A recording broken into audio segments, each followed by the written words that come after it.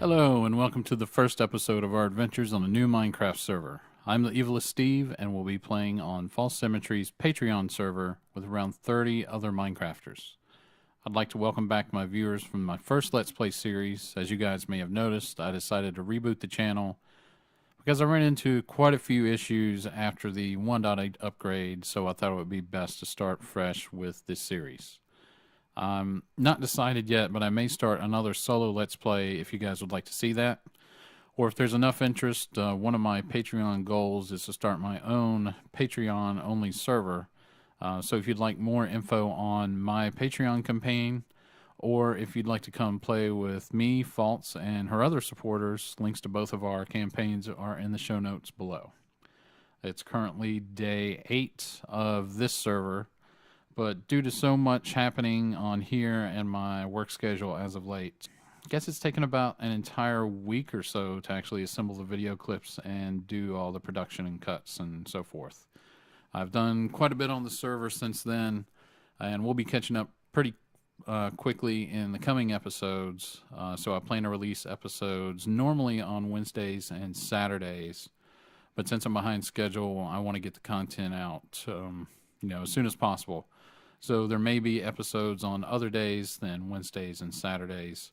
So be sure to subscribe below to get notified when new episodes are available. As I mentioned, quite a bit of activity has already happened around the area we spawned in at. Some of the other Minecrafters have already ventured away from Spawn Village. I decided to stay pretty close to the lake, set up a moderately sized base, which is a castle, and we're going to concentrate on building out this base and setting up community builds for a while. So speaking of getting going, while we were doing mining under my base, I happened to notice that I'm top of a slime chunk. So I'm building a slime farm in our very first episode. With the help of Stratuscraft and Numbers Guy and Falcon Maiden, we were actually able to complete the farm itself about a day and a half into the server. So I did a live stream of building the waterworks and the first spawn pad, and then those guys helped me out digging all the other pads. So I did have some audio issues partway through, so I'm going to talk over certain parts of the video as well as do some speed clips and let you guys actually see the process of digging everything out and setting up the waterworks. It was about an hour and a half total on that stream. And then, like I said, we did the pads afterwards. So we will be getting going here in a minute and show you how I blocked out the 16 by 16 grids to figure out which actual chunk the slimes were spawning in. I thought it was pretty cool that I found a slime chunk on day 1 directly under our base. So we're going to set up a slime farm for the community. A lot of servers. It seems like people set up shops and sell their goods. So what we're going to do is actually set up a shop and give slimes away for free and just ask for donations for the things to build our castle. Everybody likes diamonds, but honestly, I need more andesite and diorite to build the castle.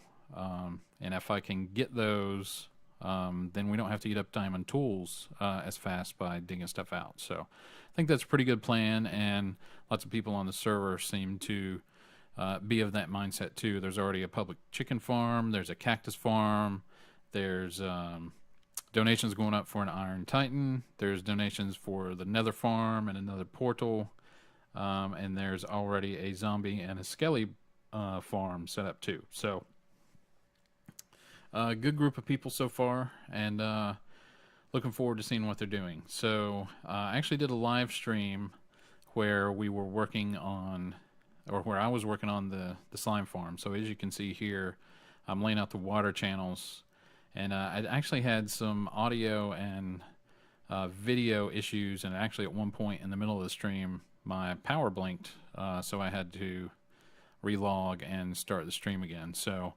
if you look over here on the right, you can see these grids that I laid out to figure out which chunk was actually the spawn chunk. So what I do is I make a 3-high layer basically, and this is on, I think this is actually on layer 10 because I've already dug out the water return for the spawn pad itself, and this is this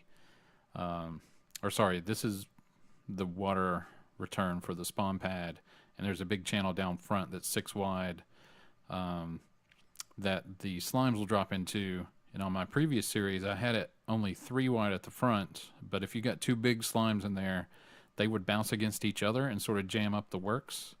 So I actually made it 6 wide, so that you could have 2 3x3 slimes down there, and they both get pressed up against the cactus at the same time and don't jam up the commotion. So to figure out where the slime chunks actually are, since we don't have the seed for the server, which I think is a pretty good idea for most things, because you don't want, people spoiling everything. There is a sense of adventure running around finding things. So the way I determined this was I cleared out basically the 45 by 45 square, and actually a little bit more, and everything is 3 high, so we can get the big slimes to spawn. But by putting a 1 high perimeter around it, even though the little guys can jump in and out, the big guys will spawn and then they can't get out. So then you're pretty much guaranteed to know that that particular chunk is a slime chunk.